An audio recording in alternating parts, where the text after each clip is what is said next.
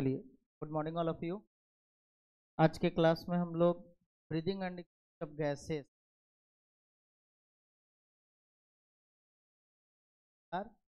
INC chapter का नाम है पायरेशन, श्वसन, breathing end of gases. Breathing and exchange of gases का मतलब होता है श्वसन तथा गैसों है। श्वसन तथा गैसों का है क्या है? श्वसन को पहले हम लोग बार हम सांस लेते हैं, पहले हम लोग इसको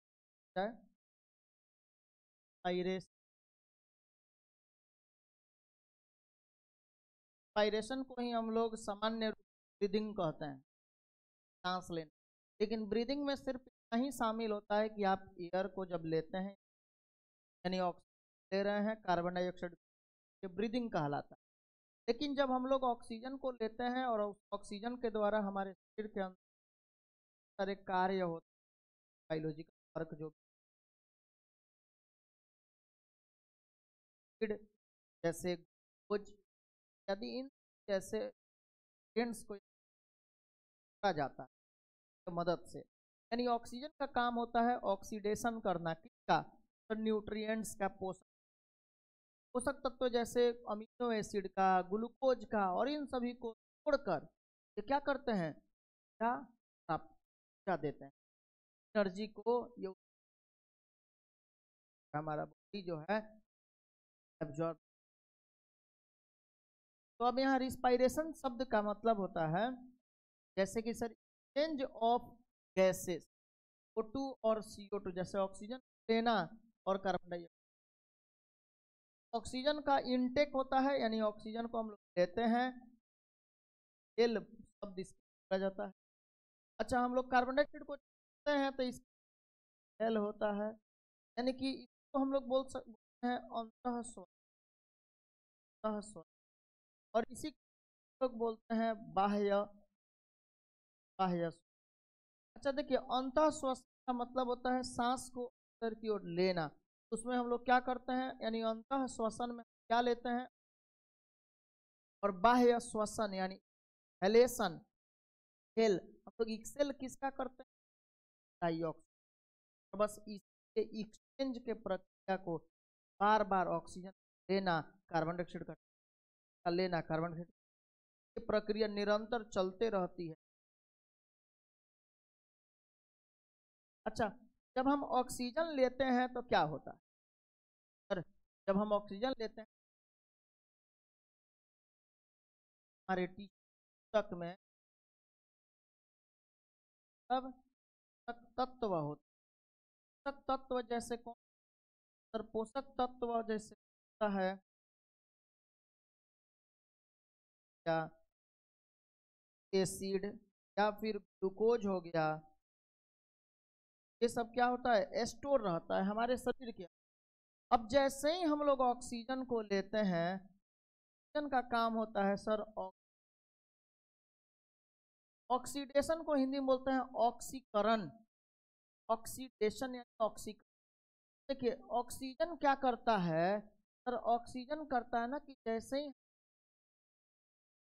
हमारे शरीर में पहले से जो न्यूट्रिएंट्स होते हैं यानी कि पोषक तत्व होते हैं जैसे अमीनो या ग्लूकोज का पहले है, और तोड़कर यहाँ से ये क्या देता है सर, यहाँ हम क्या देता है, एनर्जी देता है, और इसके साथ ही साथ कार्बन डाइऑक्साइड भी निकल, और ये कार्बन डाइऑक्साइड बाहर की ओर, यानी ये हमारे शरीर, यानी हमने क्या इसीलिए ताकि हमारे थोड़ा हमारे टिश्यू तत्वों किया, ऑक्सीकृत किया, और ऑक्सीकृत करने के बाद ये ऊर्जा यहाँ क्या दिया, हमें दिया ऊर्जा और कार्बन डाइऑक्साइड तो हमारे शरीर कर लिया, और फिर कार्बन डाइऑक्साइड बाहर निकाला। तब ये बातें समझ में आया, और ये पूरा घटना जो है ये कहलाता है श्वसन और ब्रीदिंग। लोग अक्सर हैं आपसे कि रिस्पायरेशन में और ब्रीदिंग। रिस्पायरेशन जो होता है ये श्वास, और ब्रीदिंग मतलब होता है। अच्छा अब देखिए, लेकिन अब सांस लेने के पूरे घटना को हम लोग रिस्पायरेशन, ताकि हम दोनों को एक बोल सकते, कॉमनली लिखा, यानी कि ब्रीदिंग, लेकिन नहीं होता है, ये बातें कहा, ठीक है। लेकिन अगर हम लोग रिस्पायरेशन कर रहे हैं तो रिस्पायरेशन का ये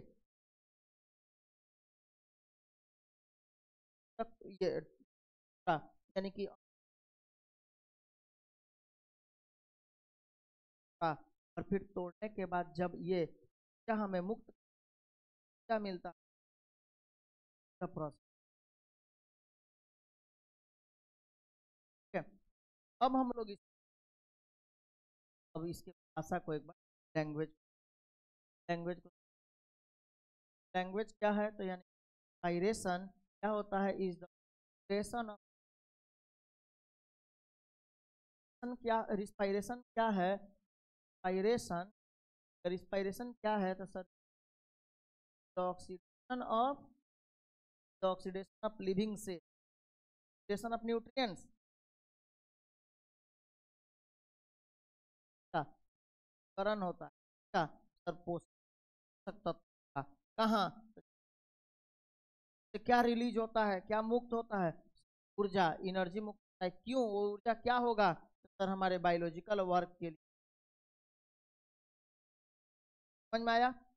यानी कि हम इसको हिंदी में क्या बोल सकते हैं कि श्वसन, बोलेंगे श्वसन जीवित कोशिकाओं में पोषक तत्व का ऑक्सीकरण, कैसे बोलिएगा, श्वसन जीवित कोशिकाओं में, श्वसन जीवित कोशिकाओं में पोषक तत्वों का ऑक्सीकरण होता है, जिससे ऊर्जा मुक्त होती है, जो जैविक, जिससे जैविक कार्यों के लिए ऊर्जा, बोल सकते हैं ऐसे, जैविक कार्यों के लिए ऊर्जा मुक्त होती है।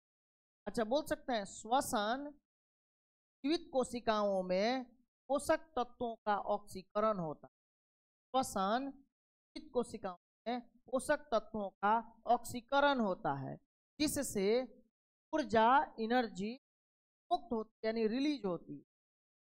जैसे आप बोल दीजिए जैविक कार्यों के लिए ऊर्जा जाएगा, जैविक कार्यों के लिए ऊर्जा मुक्त होती। अच्छा अब आइए ब्रीदिंग में। अब ब्रीदिंग क्या है, तो सर ब्रीदिंग ब्रीदिंग क्या है, breathing is the exchange of O2, यानी कि ऑक्सीजन का एटमॉस्फेयर से लेना और सेल के द्वारा यानी शरीर के द्वारा कार्बन डाइऑक्साइड को बाहर छोड़ना, ये ब्रीदिंग का। तो रिस्पायरेशन और ब्रीदिंग में अंतर समझ में आया।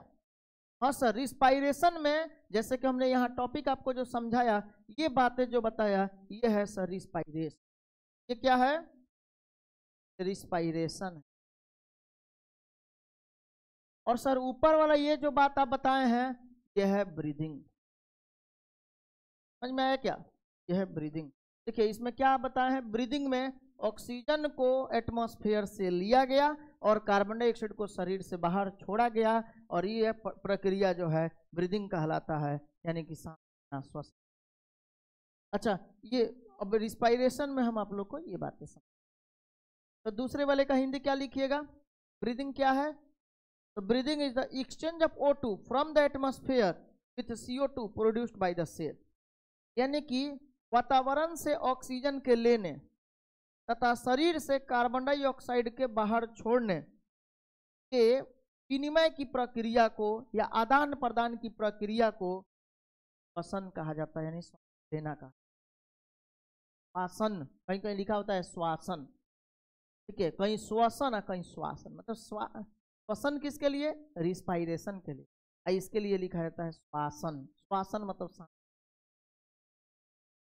अच्छा तो श्वासन क्या है, यानी कि ब्रीदिंग क्या है, तो सर वातावरण से ऑक्सीजन का लेना, अच्छा वातावरण से ऑक्सीजन तथा शरीर से कार्बन डाइऑक्साइड के विनिमय की प्रक्रिया को श्वासन, यानी कि इसको लोग ब्रीदिंग। समझ में आया? हिंदी ऐसा लिख लीजिएगा। चलिए इंग्लिश जो है इसको,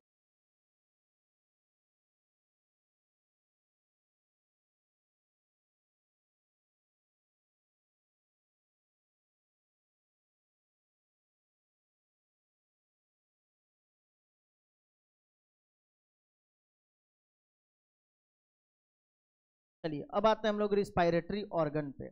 अच्छा, रिस्पायरेटरी ऑर्गन जो होता है इसका मतलब हो गया श्वसन अंग। रिस्पायरेटरी ऑर्गन का मतलब क्या होता है, इसको हिंदी में हम लोग लिखते हैं श्वसन अंग। अच्छा, कुछ अंग है जिसके द्वारा अलग अलग प्रकार के जीव, श्वसन अंग, अलग अलग प्रकार के श्वसन अंग होते हैं जिसके द्वारा अलग अलग प्रकार के जीव अलग अलग अंगों के द्वारा सांस की प्रक्रिया पूरा करते हैं। जैसे अगर हम लोग की बात किया जाए तो हम लोग फेफड़ा के द्वारा सांस लेते हैं, यानी लंग्स के द्वारा श्वसन प्रक्रिया पूरा करते हैं। अच्छा, पानी में रहने वाले जो जीव होते हैं अधिकांशतः वो गलफड़े के द्वारा, अपने गिल्स के द्वारा यानी कलोम के द्वारा, या गिल स्लिट होता है जैसे मछलियों में आप देखिएगा गलफड़ा, गिल स्लिट होता है, क्लोम छिद्र, और उसी के द्वारा श्वसन की प्रक्रिया करते हैं। क्लोम छिद्र होता है दोनों तरफ में, मुंह के पास में देखिएगा ना, दोनों होता है। अच्छा, वो क्लोम छिद्र है, उसी के द्वारा श्वसन की प्रक्रिया पूरा करते हैं, यानी उसी को बोलते हैं गलफड़ा, गलफड़ा का छिद्र। तो गलफड़े के द्वारा श्वसन की प्रक्रिया करते हैं। अच्छा, कुछ जीव ऐसे होते हैं जो सामान्य शरीर के सतह के द्वारा श्वसन करते हैं, जैसे स्पंज हो गया, ये सामान्य सामान्य शरीर के सतह के द्वारा ही, सामान्य शरीर के सतह। अच्छा, कुछ जीव ऐसे होते हैं जो अपने नम त्वचा के द्वारा, अपने नम शरीर के सतह के द्वारा श्वसन करते हैं, जैसे मेढक हो गया। का सतह, आपका शरीर का त्वचा देखिएगा कैसा होता है, नम होता है, नम यानी चिपचिपा होता है, गीला होता है। अच्छा, केंचुआ में आप ऐसे देखे होइएगा, लीच में, जोंक में ऐसा देखिएगा। इसीलिए तो ये लंबे समय तक मिट्टी के नीचे दबे रहते हैं, तो वहाँ ये अपने श्वसन प्रक्रिया कैसे करते हैं, तो सर ये अपने नम त्वचा के द्वारा।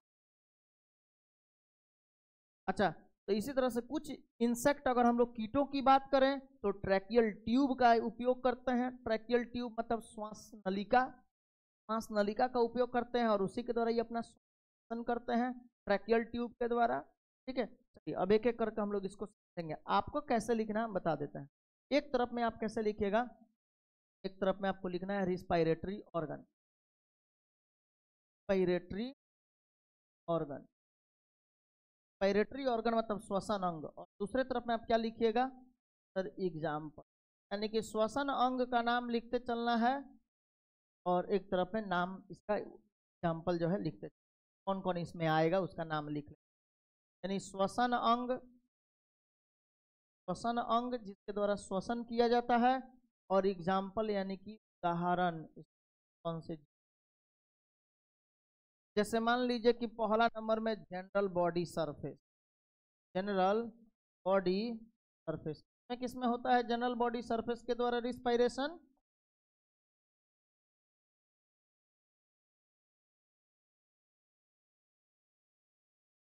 का सतह, सामान्य शरीर का सतह, मतलब नम त्वचा नहीं होगा, नम शरीर का सतह नहीं होगा, सामान्य शरीर का सतह। तो सामान्य शरीर के सतह के द्वारा, जैसे कि एग्जाम्पल में आप लिख लेंगे स्पॉन्ज,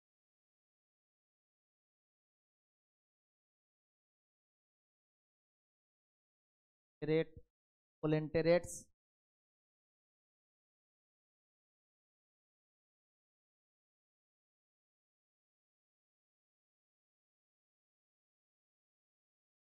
कोलेंटेरेट्स भी कोलेंटेरेट हैं, कोलेंटेरेट ये सब इसमें आ जाएंगे। और क्या लिख लीजिएगा, फ्लैट वर्म, फ्लैट वर्म को हम में क्या बोलते हैं, चपटा, चपटा कृमि। देखिए यहाँ ये हो गया, जैसे कि अलग अलग एग्जाम्पल हो गया। आपको क्या लिखना है, रेस्पिरेटरी ऑर्गन एक तरफ में लिख दीजिए, पहला नंबर में जनरल बॉडी सरफेस यानी सामान्य शरीर का सतह, और दूसरे नंबर में आपको इसका एग्जाम्पल लिखते चलना है। जैसे एग्जाम्पल आपने क्या क्या लिखा है, स्पंज, सिलिंटरेट और टैपवर्म। इसी को कोलेंटेरेट या फिर सिलिंटरेट भी पढ़ा, सिलिंटरेटा भी पढ़ा जाता है। अच्छा अच्छा, तो इस तरह आप समझ में आ गया। अब हम लोग चर्चा, अब इसको लिखते चलेंगे एक एक करके, बस ऐसा ही आपको लिखना है। तो भी अंग है, अंग को एक तरफ में और जो भी उदाहरण है उसको दूसरे तरफ में। चलिए अब हम यहाँ पे एक एक करके आपको बताते चलते हैं, और बस यही पैटर्न पे आपको लिखना होगा। अब आइए इसमें जनरल बॉडी सरफेस के द्वारा, वही हम लोग अभी बात करेंगे जनरल बॉडी सरफेस में। जनरल बॉडी सरफेस पहला तो लिख लेना है कहाँ, रिस्पायरेटरी ऑर्गन यानी श्वसन। अच्छा एग्जाम्पल, ये जितना भी आप लोग देख रहे हैं व्हाइट कलर से, सबको कहाँ लिखिएगा सर, इसको लिखेंगे दूसरी तरफ यानी फल में, उदाहरण में। यही बातें उधर हम बताए हैं आपको, जैसे लोअर इनवर्टिब्रेट, जैसे हम आपको एग्जाम्पल में क्या क्या बताए थे, स्पॉन्जिलिनटेरेट यानी भी वर्म, चपटा, कृमि। ये सभी जीव किस प्रकार के जीव हैं सर, इसको कहा जाता है निम्न कशेरुकीय। क्या बोलते हैं, निम्न निम्न अकशेरुकीय, निम्न अकशे। अच्छा निम्न अकशेरुकीय का मतलब क्या होता है, तो निम्न अकशेरुकीय का मतलब होता है वैसे जीव जिसमें रीढ़ का हड्डी नहीं पाया जाता हो। अकशेरुकीय जीव, कशेरुकीय जीव को हम लोग कहते हैं कि उसमें रीढ़ का हड्डी पाया जाता है। कशेरुकीय, कशेरुकीय मतलब वह रीढ़ का हड्डी वाला जीव, और अकशेरुकीय जीव का मतलब होता है कि जिसमें रीढ़ का हड्डी नहीं हो। तो याद रहे कि जनरल बॉडी सरफेस के द्वारा यानी सामान्य शरीर के सतह के द्वारा किसमें किसमें जनन होगा, सॉरी किसमें किसमें श्वसन होगा, तो आप याद रखेंगे कि सर ये लोअर इनवर्टिब्रेट यानी कि निम्न अकशेरुकीय। निम्न अकशेरुकीय मतलब एकदम छोटा जीव, रीढ़ का हड्डी नहीं पाया जाता, छोटा जीव, जैसे स्पंज हो गया, सिलिंटेरेट हो गया, और फ्लैट वर्म यानी चिपटा कृमि हो गया। तो इसको आप लोग उदाहरण के, अब बाकी ये येलो कलर से जो लिखा हुआ है उसी को लिखिएगा श्वसन। समझ में आ गया। ये जो आप देख रहे हैं ये है स्पंज, पहला स्ट्रक्चर। ये दूसरा स्ट्रक्चर जो आप देख रहे हैं ये है सिलिंटरेट में आएगा ये, ठीक है, सिलिंटरेट में आ जाएगा। और यहाँ जो आप ये फ्लैट वर्म में, फ्लैट वर्म है, चपटा कृमि। चलिए हम नेक्स्ट पॉइंट आते हैं, दूसरा नंबर। नेक्स्ट पॉइंट है इसमें जैसे स्किन और मॉइस्ट क्यूटिकल के द्वारा, स्किन और मॉइस्ट क्यूटिकल। अब आपको फिर वैसे ही सेकेंड नंबर में ये बात को एक तरफ में लिखना है, कहाँ सर, ये सब रिस्पायरेटरी ऑर्गन में, अंग में लिखे। अब बाकी जितना भी एग्जाम्पल को आप देख रहे हैं ये सभी एग्जाम्पल आप दूसरे तरफ, ठीक है, एग्जाम्पल को आप एग्जाम्पल के तरफ, तो वही लाइन से वैसे ही आपको निकल। तो स्किन के द्वारा यानी त्वचा, या मॉइस्ट क्यूटिकल यानी नम त्वचा, क्यूटिकल यानी त्वचा को ही कहते, मॉइस्ट क्यूटिकल नम त्वचा के द्वारा या नम शरीर के। तो अगर पूछा जाए आपसे त्वचा या नम त्वचा के द्वारा यानी क्यूटेनियस रिस्पायरेशन, इसी को यानी कि नम त्वचा के द्वारा होने वाले श्वसन को क्यूटेनियस रिस्पायरेशन कहा जाता है, याद रखिएगा। एक तरफ में आप लिख लिए त्वचा या नम त्वचा के द्वारा श्वसन में होगा, तो अर्थवम, अर्थवम को हिंदी में क्या कहते हैं, अर्थवम सब होता है वाह, ठीक है, जोंक।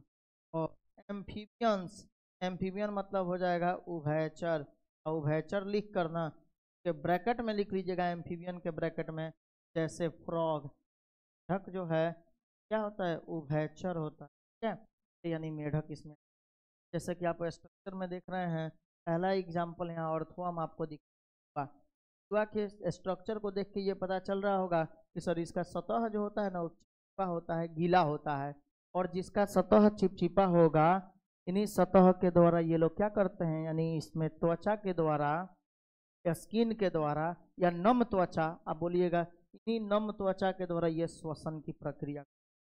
जोंक में भी आपको दिख रहा होगा ये लीच है, दूसरा नंबर एग्जाम्पल, तो लीच में भी आपको ऐसे ही नम त्वचा दिख रहा होगा। और तीसरा थर्ड नंबर एग्जाम्पल जो है यही है उभयचर। उभयचर मतलब लैंड प्लस वाटर, जो जमीन पर भी रहता हो और पानी में भी रहता हो उसी को उभयचर कहते हैं। तो इसमें ये फ्रॉग आ जाएगा यानी मेढक आ जाएगा, समझ में आया। नेक्स्ट पॉइंट पे अब आते हैं, अगला पॉइंट पे हम लोग आगे बढ़े। दूसरा नंबर हो गया था, third number point. Third number point है sir tracheal tube. Tracheal tube. अब तीसरा नंबर पॉइंट करिएगा ट्रैक। अच्छा, ट्रैकियल ट्यूब का मतलब क्या होता है? श्वसन नलिका या श्वास का। श्वास नलिका जो होता है श्वसन नलिका के द्वारा। श्वास नलिका तीसरा नंबर में आपको एक तरफ में लिखना है अंग के तरफ में श्वास नलिका, और बाकी जितना भी बात आप देख रहे हैं सबको कहाँ लिखिएगा सर? एग्जाम्पल में लिख दूसरे तरफ। यानी कि इंसेक्ट, कीट, देखिए जैसे कि इंसेक्ट हो गया, ये कीट हो गया, हालांकि इस सबका नाम है ग्रास होपर, टिड्डा है ना, ग्रास होपर यानी टिड्डा, ये सब इंसेक्ट में आ गया। तो जितना इंसेक्ट का आप नाम ले लीजिए, सब में श्वसन किसके द्वारा होता है सर? ट्रैकियल ट्यूब के द्वारा, यानी श्वास नलिका के द्वारा। बात समझ में आया? ट्रैकियल ट्यूब यानी कि श्वास नलिका के द्वारा सभी प्रकार के कीटों में ये रिस्पायरेशन यानी श्वसन होता है। अच्छा, जैसे कि सेंटीपीड, ये देखिए ये स्ट्रक्चर को हम लोग सेंटीपीड कहते हैं, जिसको आप अपने कॉमन भाषा में कनगोजर के नाम से बुलाते हैं। क्या कनगोजर नहीं लोग बोलता है? तो ये होता है, इसी को सेंटीपीड कहते हैं, सेंटीपीड। ये है मिलीपीड, थोड़ा इससे बड़ा है, इसका नाम याद रखिएगा मिलीपीड, यानी सेंटीपीड और मिलीपीड। और उसके बाद ये स्पाइडर को कौन नहीं जानता, मकड़ी को, ये तो पता ही होगा। अच्छा, तो इस तरह से सर यहाँ जितना भी हम लोग देख रहे हैं इन सभी जीवों में जितने भी इंसेक्ट हैं, कीड़े मकोड़े हैं, सब में ट्रैकिया होता है। ट्रैकिया के द्वारा ही उसमें क्या होता है? श्वसन प्रक्रियाएं, यानी ट्रैकिया के द्वारा, ट्रैकिया मतलब श्वास नलिका होता है, और इसी के द्वारा श्वसन की प्रक्रिया। इसमें किसमें? ट्रैकियल ट्यूब के द्वारा श्वसन की प्रक्रिया होती है, रिस्पायरेशन होता है। तो सर ये सबसे पहले टिड्डा, जैसे ग्रासहोपर या इंसेक्ट बोलिए, सिर्फ ग्रासहोपर बोलिएगा तो एक ही नाम आएगा, लेकिन इंसेक्ट बोल दीजिएगा तो सारे इंसेक्ट इसमें आ जाएंगे। सभी इंसेक्ट में ट्रैकियल ट्यूब के द्वारा रिस्पायरेशन। अच्छा, उसके बाद सर ये होता है, जैसे इसको हम लोग बोलते हैं सेंटीपीड, क्या बोलते हैं? सेंटीपीड। और इसको हम लोग बोलते हैं मिलीपीड, और ये स्पाइडर यानी मकड़ी। पूछा जा सकता है, आप किसी से एग्जाम्पल में पूछ लीजिएगा, मकड़ी में बताइए किसके द्वारा, कौन से अंग के द्वारा श्वसन होता है? ठीक है, तो उसका दिमाग घूम जाएगा। याद रहे ये ट्रैकियल ट्यूब के द्वारा होता है। हो जाएगा, हटा दिया जाए। कीट, सेंटीपीड, मिलीपीड और मकड़ी, ऐसे एग्जाम्पल लिख ले। चलिए अब चौथे नंबर में आते हैं। चौथे नंबर में सर गिल्स यानी गलफड़ा के द्वारा श्वास। चौथा नंबर में गिल्स यानी गलफड़ा के द्वारा। अच्छा, जब भी अगर गलफड़ा के द्वारा श्वसन प्रक्रिया होगी तो उसको हम लोग क्या बोलेंगे सर? उसी को हम लोग ये ब्रोंकियल रिस्पायरेशन कहते हैं। गिल्स के द्वारा यानी गलफड़ा के द्वारा जब रिस्पायरेशन होगा, जब श्वसन होगा, तो उस प्रक्रिया को, उस श्वसन को हम लोग क्या बोलते हैं? Bronchial respiration. ठीक है, ब्रोंकियल श्वसन। अच्छा, आप सुनिएगा, जैसे किसमें किसमें होता है, तो एग्जाम्पल को दूसरे तरफ में लिख। मछली, मछलियों में गिल्स के द्वारा श्वसन होता है। टेडपोल, टेडपोल क्या है सर? लार्वा ऑफ फ्रॉग, यानी मेढक के लार्वा को, मेढक के लार्वा को हम लोग टेडपोल कहते हैं। मेढक के लार्वा को क्या कहते हैं? टेडपोल कहते हैं। अच्छा, उसके बाद जो है प्राउन है। प्राउन मतलब क्या होता है सर? झींगा। झींगा मछली खाए ना आप लोग, जैसा कि ये स्ट्रक्चर में आपको दिख रहा होगा। देखिए ये वाला जो स्ट्रक्चर आप देख रहे हैं, ये है झींगा का, प्राउन का। प्राउन ये झींगा है। तो झींगा मछली जो होता है उसमें ये थोड़ा श्वसन की प्रक्रिया होती है गिल्स के द्वारा, याद रखिए गलफड़ा के द्वारा, यानी ब्रोंकियल रिस्पायरेशन होता है। अच्छा, जैसे यहाँ आप देख रहे हैं मछली के समान ही कुछ दिख रहा होगा, इसी को टेडपोल ऑफ लार्वा कहते हैं।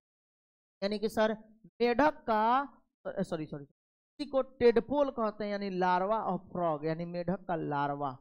मेढक का लार्वा, इसको हिंदी में क्या बोलते हैं सर? मेढक का लार्वा। मेढक का जो लार्वा होता है पहले वो मछली जैसा ना रहता है जी, मछली जैसा होता है। अच्छा, यानी कि इसके पूर्वज जो थे कभी मछली हुआ करते, इसीलिए वो दर्शाता है कि पहले मछली रहता है। इवोल्यूशन चैप्टर में आप लोगों को पढ़ाएंगे। ठीक है, तो यहाँ देखिए जैसे कि ये फ्रॉग जो है पहले से इसमें पूंछ होता है, यानी कि आप लोग इसको कॉमन भाषा में क्या बोलते हैं सर? बेंग मछली बोलते हैं, नहीं बोलते हैं बेंग मछली? तो ये बेंग मछली हो गया। अच्छा, ये धीरे धीरे क्या होता है कि जैसे जैसे विकसित होता है, इसका पूंछवा टूट के बाहर रह जाता है और ये बन जाता है कूदने वाला। अब कूदने लगता है। तो पहले ये तैर रहा था, बाद में कूदने लगा, मतलब कि जमीन पर भी रह रहा है और पानी में भी रह रहा था, तो इसलिए इसको एम्फीबियन कहते हैं, यानी उभयचर कहते हैं। तो उभयचर जब ये डेवलप हो गया, विकसित हो गया, तब उसमें किसके द्वारा श्वसन होगा? सर नम त्वचा के द्वारा, नम त्वचा के द्वारा। अच्छा, यानी क्यूटेनियस रिस्पायरेशन हो। और जब ये पानी के अंदर रहेगा तब गिल्स के द्वारा, यानी गलफड़ा के द्वारा। याद रहे, मछली टेडपोल यानी मेढक का लार्वा, इसी को टेडपोल कहते हैं, टेडपोल, हिंदी में टेडपोल याद। और झींगा, इसमें किसके द्वारा श्वसन होता है? सर गिल्स के द्वारा, यानी कि गलफड़ा के द्वारा। जाएगा, आगे बढ़ते हैं। अब हम नेक्स्ट पॉइंट, 5वें नंबर पॉइंट जो है ये है हम लोग, मनुष्य। तो हम लोगों में यानी कि मनुष्य में जो श्वसन की प्रक्रिया होती है ये लॉन्ग्स के द्वारा होता है, फेफड़ा के द्वारा होता है। तो फेफड़ा के द्वारा हम लोग में श्वसन होता है, ये सबको पता होगा। अच्छा सर, हम लोग श्वसन जब फेफड़ा के द्वारा करेंगे तो जितने भी स्थलीय जीव, यानी जितने भी जमीन पर रहने वाले जीव हैं, वो सभी जीव जो हैं फेफड़ा के द्वारा ही शामिल। तो इस तरह के श्वसन को हम लोग पल्मोनरी रिस्पायरेशन, यानी कि फूफूस के श्वसन, फूफूसिए, ठीक है, याद रखिएगा, फूफूसिए, फूफूसिए श्वसन कहा जाता है, या पल्मोनरी श्वसन याद रखिएगा सीधे। किसको कहते हैं? तो फेफड़ा के द्वारा जो जीव सांस लेते हैं उस श्वसन को हम लोग क्या कहते हैं? फूफूसिए यानी पल्मोनरी रिस्पायरेशन कहा जाता है। जैसे में मोस्ट वर्टिब्रेट क्या हो जाएगा? मोस्ट वर्टिब्रेट्स, यानी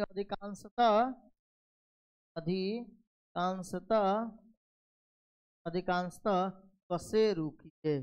कशेरुकीय मतलब सर जिसमें रीढ़ का हड्डी हो, जिसमें भी रीढ़ का हड्डी होगा, एग्जाम्पल वही हो जाएगा मोस्ट वर्टिब्रेट्स, जैसे मनुष्य, गाय, भैंस, कुत्ता, बिल्ली, बैल, बोका, बकरी, सब इसी में।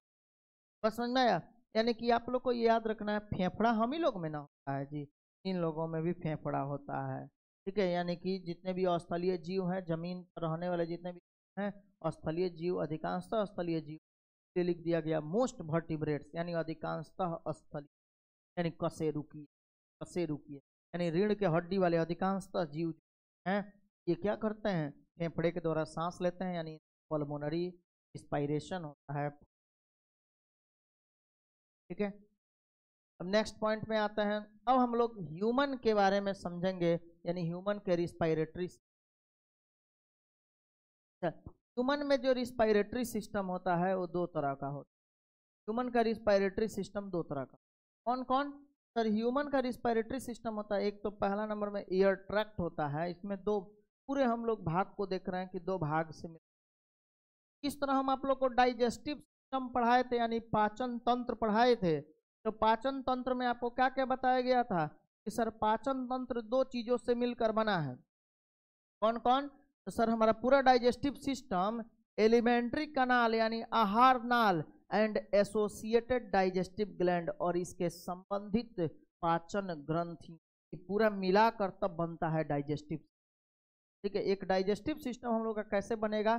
तो सर पूरा आहार नाल यानी माउथ से लेकर एनस तक का पूरा नलिका, प्लस इसमें पाए जाने वाले कौन के सहयोगी ग्रंथियां जो पाचन में भाग लेती, इस सभी को हम लोग एक साथ मिलाकर बोलते हैं डाइजेस्टिव। अच्छा, यहाँ रिस्पायरेटरी सिस्टम बोला जाएगा तो सर एयर ट्रैक्ट यानी मानव श्वसन तंत्र, क्या पढ़ते हैं? मानव श्वसन तंत्र, मानव श्वसन। अच्छा, मानव का जो श्वसन तंत्र होता है इसमें दो चीजों, दो भाग में मिलकर ये बने होते हैं। एक इसके मिलने से एयर ट्रैक्ट या एयर पैसेज, यानी इसको हम लोग बोलते हैं क्या? श्वसन मार्ग, नहीं ना बोलते हैं जी, श्वसन मार्ग। अच्छा, पेयर्ड लॉन्ग्स यानी कि एक जोड़ा फेफड़ा। अच्छा, ये दोनों ही मिलकर क्या बन जाता है? सर ये दोनों मिलकर बनता है मानव का।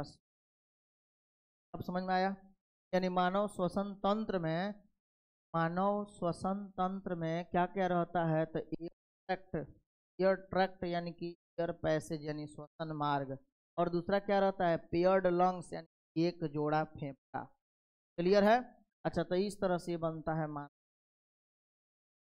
अब आइए, अब हम लोग इसमें मानव में जैसे श्वसन तंत्र के अलग अलग भाग को एक बार पहले हम लोग समझते हैं।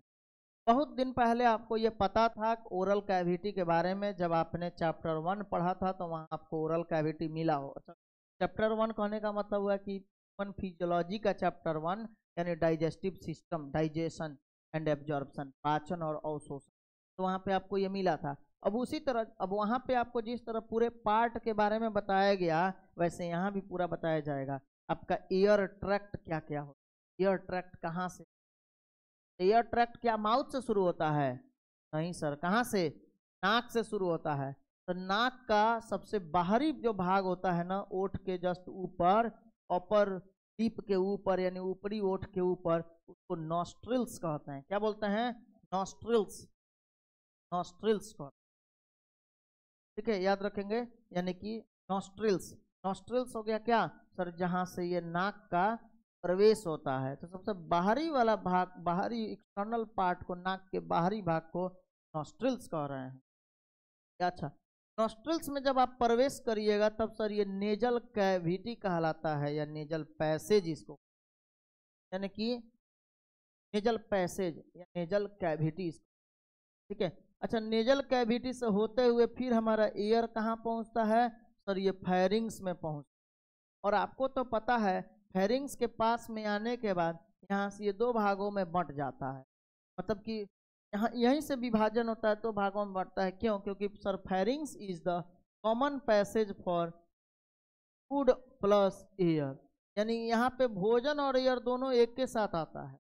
मतलब कि जब भी आप भोजन कर रहे होते हैं तो भोजन करते वक्त, हालांकि भोजन को निगलते वक्त हमारा सांस रुका हुआ रहता है, लेकिन भोजन जब आप ले रहे हैं तो भोजन आपका, भोजन के साथ एयर भी आता है। तो एयर नाक के तरफ से आएगा, खाना खा रहे हैं तो सांस भी तो ले रहे हैं ना, तो नाक की तरफ से आपका एयर आया और माउथ की तरफ से आपका भोजन गया। तो यहाँ से जैसे ओरल कैविटी यानी मुख गुहा से भोजन गया, तो भोजन भी आके यहीं पे पहुंच, ये दोनों जो है जहाँ मिलते हैं उसी को फेरिंग्स कहते हैं। यानी pharynx is the common passage for food and air, ये बताए हैं। यानी फेरिंग्स भोजन के लिए और हवा के लिए एक सामान्य पथ है, जहाँ से मतलब मान लीजिए कि ये दोनों अलग अलग भागों में बढ़ते हैं। जैसे जो एयर होगा वो सिर्फ आएगा कहाँ? लैरिंग्स में। लैरिंग्स, देखिए ये लैरिंग्स है जिसके द्वारा आप बोलते हैं, वोकल कॉर्ड इसी को कहा जाता है, यानी कि साउंड बॉक्स हमारा यही है, साउंड बॉक्स, साउंड बॉक्स। ठीक है, ये ब्रांड कंपनी हम, ठीक है, मनुष्य का सबसे डेवलप हम ही लोग का ना रहता है। ठीक है, बाकी जीव तो चे चा पे पा करता है, हम लोग जो बात सही से बोलना है वो बोलते हैं। ठीक है। अच्छा, तो इस तरह से मान लीजिए कि साउंड बॉक्स जो होता है जिसको लैरिंग्स का, तो लैरिंग्स से होते हुए अगर फूड रहता तब फूड जो है ये अलग नलिका में प्रवेश करता, जो इसके पिछवाड़ा से होकर गुजरता। ठीक है, बस सबको पता है ना, इसके पीछे से होकर गुजरता, ये आके प्रवेश करता किस में सर? बाएं तरफ के अमाशय में। यही ना डायाफ्राम है सर, यह है डायाफ्राम। डायाफ्राम का काम होता है कि उदर गुहा, यानी यहाँ होता है एब्डोमिनल कैविटी यानी उदर गुहा, और यह है थोरैसिक कैविटी यानी वक्ष गुहा। तो वक्ष गुहा को और एब्डोमिनल कैविटी यानी उदर गुहा को दोनों भागों में बांटने का काम किसका होता है सर? डायाफ्राम का होता है। समझ में आया? डायाफ्राम का काम क्या है सर? डायाफ्राम का काम होता है यानी कि वक्ष गुहा और ये एब्डोमिनल कैविटी यानी उदर गुहा, दोनों को दो अलग अलग भागों में बांटने का काम जिसका होगा उसको डायाफ्राम कहा जाएगा। अच्छा, अब देखिए जैसे ही इसके अंदर आप प्रवेश करिएगा तो हमारा एयर सबसे पहले कहाँ आएगा? लैरिंग्स में। ठीक है, हम लोग फूड की बातें नहीं कर रहे हैं, यहाँ कोई फूड की बातें नहीं होगी, एकदम किसी को खाना वाना नहीं खाना, बस सीधे हम लोग किसका बात करेंगे सर? हमें मतलब है बस एयर पैसेज से, हमें मतलब है एयर का रास्ता दिखाइए कहाँ कैसे जा रहा है। तो सबसे पहले सर नॉस्ट्रिल्स, नॉस्ट्रिल्स किस में गया? नेजल कैविटी या नेजल पैसेज। नेजल कैविटी आया फेरिंग्स, और फेरिंग्स आया सर लैरिंग्स। अब देखिए लैरिंग्स आगे बढ़ता है, उसको ट्रैकिया से संपर्क होती है। ये वाला आप जो यहाँ देखिएगा ट्रैकिया है, ज़्यादा जोर से मत हिलाइएगा, निकल के हाथ नहीं आएगा। ये यहाँ जो होता है ये लचीला होता है, ये लचीला होता है, कार्टिलाजीनस होता है। कार्टिलेजिनस मतलब लचीला, नरम हड्डी का। अच्छा, तो इसलिए इसको जब हिलाइएगा ना तो ये बढ़िया सा खट खट का आवाज कर, अभी निश्चिंत अगर बैठिएगा, ऐसे हिलाइएगा, देखिएगा पसीना छूटता है अचानक से, ज्यादा जोर से उठा दिए क्या, तब बाहर निकल, ऐसा महसूस। अच्छा तो ये क्यों, ये ट्रैकियल ट्यूब है जो बाहर की तरफ से है, अंदर की तरफ से। ये पूरा गोल नहीं है बाबू, हेलो, ये पूरा गोल ऐसे नहीं है, ये पूरा गोल ऐसे नहीं है। जानते हैं कैसा रहता है सर, ये रहता है ऐसे।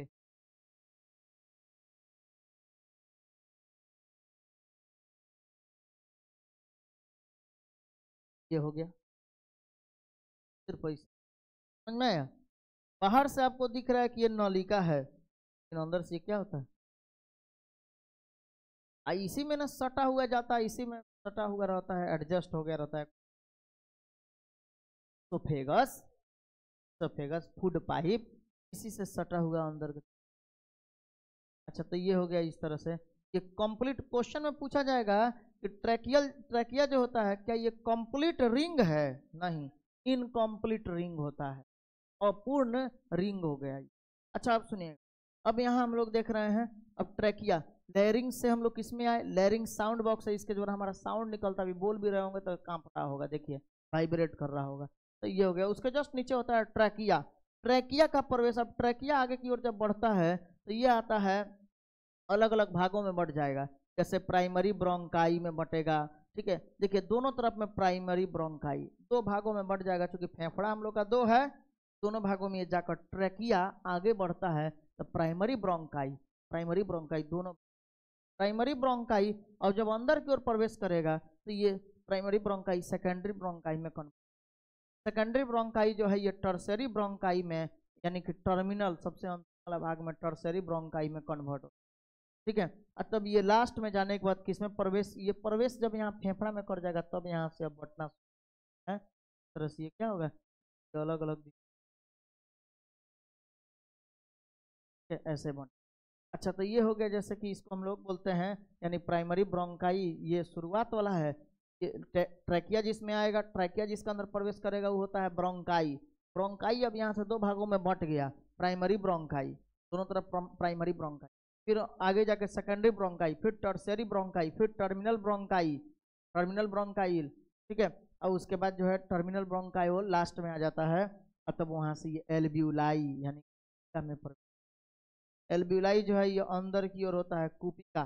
ठीक है, देखिए दो को फेफड़ा होता है, एक राइट लॉन्ग्स होता है दायां फेफड़ा, और एक होता है लेफ्ट लॉन्ग यानी बायां फेफड़ा, और इसमें सब में कूपिका होता है। कूपिका क्या है, तो it is the structural and functional unit of lungs, यानी कि अगर पूछा जाए बताइए फेफड़ा का संरचनात्मक और क्रियात्मक इकाई यानी यूनिट कौन होता है, तो सर एल्ब्यूलाई होता है, जिसको हिंदी में कहते हैं हम का। कूपिका क्या है, तो सर कूपिका is a sac like structure, कूपिका एक थैलानुमा संरचना होता है, थैला के समान संरचना होता है, बात समझ में आया, थैला के समान संरचना होता है, जिसका काम होता है गैसों का आदान प्रदान। अगर पूछा जाए गैसों का एक्सचेंज सही का मुख्य केंद्र कौन होता है, तो एल्ब्यूलाई होता है, गैसों का आदान प्रदान यही होता है, अदला बदली जो भी गैस का हो रहा है सब कूपिका में ही होता है, जो फेफड़ा के अंदर पाया जाता है। यानी फेफड़े का निर्माण इसी छोटे छोटे कूपिका के मिलने से हुआ है। अगर कूपिका का संख्या आपके शरीर में घट रहा है, मतलब अगर घट जाएगा तब ये सांस लेने में आपको दिक्कत होने लगेगी। अलग अलग हम लोग बीमारी के बारे में जब पढ़ेंगे, इसके संबंधित कौन कौन बीमारी होता है तो वहाँ बताया जाएगा, जिसमें एल्ब्यूलाई का संख्या धीरे धीरे भ्रष्ट नष्ट होते चला जाता है। ठीक है, तो इसमें सांस लेने में प्रॉब्लम होगा। ये हो गया हमारा रिब्स, रिब्स मतलब आप लोग जानते हैं पसली, पसली दोनों तरफ में रिबुआ नहीं होता है, रिब, तो ये सबसे जो है पसली, नहीं लोग बोलता है हड्डी पसली तोड़ देंगे तो पसलियाँ यही है। चलिए अब बाकी ये प्ल्यूरा हो गया, प्ल्यूरल मेम्ब्रेन होता है, ये बाहर वाला प्ल्यूरल मेम्ब्रेन है, प्ल्यूरल मेम्ब्रेन के बीच में पाया जाता है क्या, कुछ लिक्विड मटेरियल जिस प्ल्यूरल फ्लूइड कहते हैं, बात समझ में आया।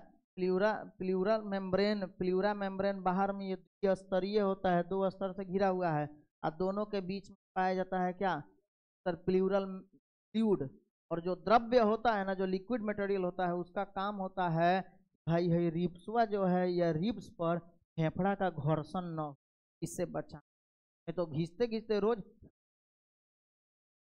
सांस को जो हम लोग खींचते हैं, लेते सांस को अंदर की ओर लेते समय और छोड़ते समय क्या होगा कि फेफड़ा का उद्घर्षण होगा कि नहीं, फेफड़ा सटेगा ना जी, ये हमारे रिब्स के सतह से, यानी कि रिब्स यानी क्या बोला गया तो सर हम लोग बोलते हैं यानी पसली के सतह से। तो जब ये सटेगा तो इसके कारण क्या होगा सर, इसमें घर्षण आएगा, और घर्षण आएगा तो हमारा लंग्स खत्म हो जाएगा। तो इसी के लिए इसमें पाया जाता है फ्लूइड, और ये फ्लूइड के कारण आसानी से हमारा बिना किसी घर्षण के ही आसानी से, जब भी आप सांस को छोड़िएगा तो हमारा फेफड़ा क्या हो जाता है, और जब सांस को लीजिएगा तो फैलेगा। अच्छा, जब फैलेगा तो इसके कारण क्या होगा, इसके कारण क्या होगा कि फेफड़ा का जो सतह है ये रिब्स के साथ यानी कि पसली के साथ रगड़ेगा नहीं, बचाने के क्या होता है फ्लूइड होता है, फ्लूइडल फ्लूइड। ठीक है, और नीचे का ये डायाफ्राम जो आप जानते ही हैं, डायाफ्राम क्या करता है सर, ये दोनों भाग को यानी एब्डोमिनल कैविटी और थोरेसिक कैविटी यानी वक्ष गुहा, हमारा फेफड़ा वक्ष गुहा में रहता है, तो वक्ष गुहा और एब्डोमिनल कैविटी यानी उदर गुहा दोनों को अलग अलग भागों में बांटने का काम इसका। ठीक है, बात समझ में आया। तो यहाँ तक जो है आज के लिए हम लोग रहने दिया जाए, कि आगे का एयर ट्रैक्ट से हम लोग नेक्स्ट क्लास में पढ़ेंगे, और पूरे एयर ट्रैक्ट को हम लोग पूरे पैसेज को एक एक करके लिख के तब। ओके, फिर मिलते हैं नेक्स्ट क्लास में। थैंक यू, यहाँ तक तैयारी कर लें, और तब तक के लिए लेक्चर को अच्छे से देख लें। वीडियो अगर अच्छा लगा हो तो लाइक कमेंट और शेयर करना ना, हर बच्चे जरूर वीडियो अगर देखते हैं तो कमेंट अपना एक इफेक्टिव कमेंट जरूर दें। ओके।